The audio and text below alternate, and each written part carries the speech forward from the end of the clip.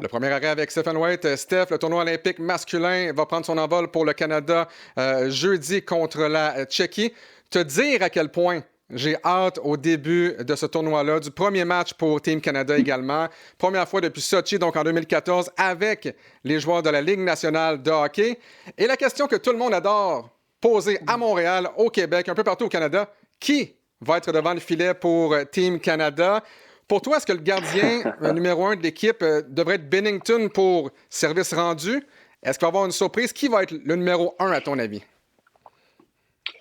Ben, moi, je pense que justement, tu viens de le nommer, je crois qu'on va débuter avec Jordan Bennington, même si c'est le pire gardien de but des trois au niveau des statistiques cette Ah, de loin, saison. oui. Ben, et de loin, tu as raison de le dire, et de loin. Euh, mais on se doit de débuter avec lui pour deux raisons principales. C'est que le gars, là, a gagné la Coupe Stanley, a prouvé qu'il peut gagner des gros matchs et a tout le temps été bon dans des matchs de pression.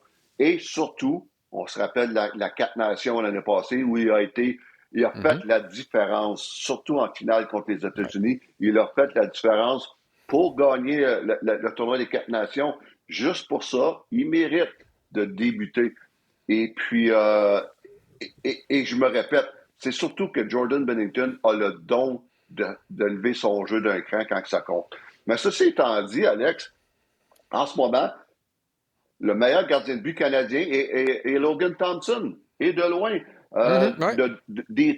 Des trois, il est de loin le gardien de but qui a les meilleures statistiques pour deux saisons d'affilée. L'année passée, j'avais dit que c'était un vol qui n'est pas fait équipe Canada.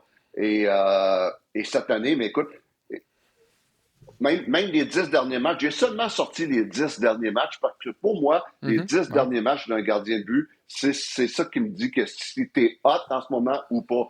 Et Logan Thompson, les 10 derniers matchs, ben, il est 908 et une moyenne de buts alloués de 2,02. Il est de loin le gardien de but le plus hot des trois gardiens de but.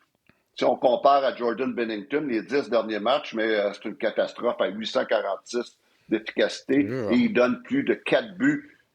Il donne plus de 4 buts par match les 10 derniers matchs. Donc, il n'est pas dans une bonne séquence. Et entre les deux, tu as Darcy Camper, qui peut-être le stabilisateur dans les trois gardiens de but, où lui a une bonne saison, mais il est surtout régulier, a une bonne saison. Des statistiques se situent entre Logan Thompson et Jordan Bennington. Mais Jordan Bennington mérite de débuter, mais la corde, elle est courte. La laisse, elle est Ouais. très courte. Aussitôt qu'on voit là, que sa saison de malheur se poursuit, on n'hésite pas. Pour moi, c'est tout de suite Logan Thompson. Tu sais, Steph, souviens-toi, tu dis que la corde est vraiment courte. Même si tu t'appelles Martin Brodeur, même si tu t'appelles Curtis Joseph, souviens-toi, la laisse est très courte également. On l'a vu en 2002, Brodeur qui remplace Curtis Joseph à Salt Lake City. Brodeur qui se fait remplacer par Roberto Luongo également à Vancouver. Si tu as le don de Ouais. connaître un mauvais match, surtout si c'est le premier, ça va être difficile. Tu parles de gardiens qui sont hot ou non. Quand tu arrives dans une équipe de All-Star presque avec une défense comme celle de Team Canada, que tu sois hot ou non à tes 10 derniers matchs, est-ce que ça change vraiment quelque chose ou quelqu'un peut retrouver ses repères comme par magie aux Olympiques comme ça? Ah, ben oui, ben oui. Tu arrives le premier match, tu joues tout un match, et là, tu es sur une lancée t'es confiant pour le reste, ou ça peut être totalement le contraire. Tu as un mauvais match en partant, tu as un petit doute qui s'installe, et là, mais tu n'as pas le temps, comme coach, comme entraîneur, tu n'as pas le temps de lui laisser la chance de retrouver sa game, parce que le tournoi est tellement court, ça va se dérouler en dedans de 2 semaines. Donc, et ces gardiens de but-là, là, comprennent ça. Veut dire, c'est pas une question que t'es pas bon ou pas. C'est une question qu'en ce moment, il faut y aller avec la main la plus chaude, le gars qui est hot en ce moment. Ta réputation, tout ce que tu as fait dans le passé, ça ne veut plus rien dire après quand tu as connu un bon match ou que tu as connu un mauvais match. Tu n'as pas le temps d'être patient pour que ces gars-là. Mhm. Donc, Ouais. ces gars-là, quand je joue avec les meilleurs au monde, ça veut dire Nick Suzuki, penses-tu qu'il va chialer parce qu'il joue pas au centre? Ben non, il Non, joue non. avec les meilleurs au monde. Il va dire, mettez-moi où que je veux aider le Canada. S'il faut que j'aille dans le filet, moi y aller. Mais c'est la même chose pour les gardiens de but. Si t'es pas hot là, c'est pas parce que t'es pas bon, c'est que on y Ouais. va être le meilleur en ce moment. J'ai vécu l'expérience avec l'équipe Canada en 2016 à la Coupe du Monde et où ce que j'avais mes trois gardiens de but étaient Carey Price, Corey Crawford et Braden Oldby.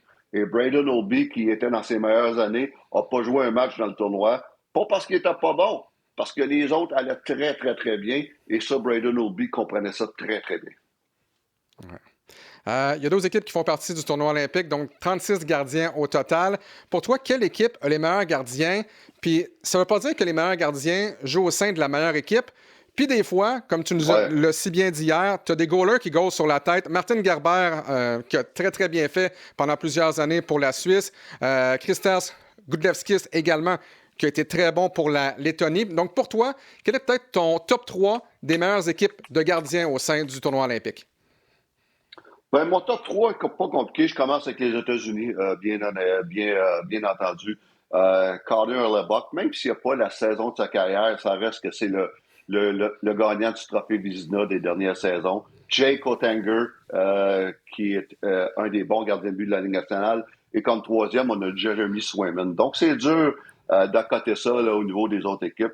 Moi, c'est l'équipe qui ont la puissance dans le filet, c'est les États-Unis. Mon numéro 2, moi, c'est la Suède. C'est la Suède avec les deux gardiens de but du Wild qui ont toute une saison, Philippe Gustafsson et Jasper Wallstedt, qui, comme je viens de dire, ont toute une saison. Et comme troisième gardien de but, Jacob Markstrom des Devils. Donc, pour moi, c'est la deuxième meilleure équipe dans le filet. La troisième, je vais avec la Finlande. Ukko-Pekka Luukkonen, qui est revenu au jeu, qui est blessé dernièrement, mais qui va être prêt pour les Jeux olympiques, a une très bonne saison. J'adore ce gardien de but-là. Il est appuyé de Jussi Saros, qui est un des bons gardiens de but de la Le Ligue vétéran. nationale. Et Kevin, oui, un vétéran qui est un des bons. Et Kevin Lankinen, qui pour moi, qui passe souvent sous le radar, que j'adore avec les Canucks. Il joue avec une équipe qui a beaucoup de difficultés, mais pour moi, c'est la troisième meilleure équipe dans le filet. Je mets le Canada égalité avec quatrième avec la Tchéquie. La Tchéquie, où on retrouve trois gardiens de but de la Ligue nationale, Lucas Dostal, Dan Vladar, et Ouais. le gardien de but de la semaine, le gardien de but qui est le plus hot en ce moment dans la Ligue nationale, Karel Vejmelka. Donc ça peut faire des dommages sur un gardien de but qui est hot sur une courte période, on en a parlé tantôt. Et le Canada qui est pour moi dans la même lignée. On a 21 gardiens de but de la Ligue nationale aux Olympiques. J'ai hâte de voir ça.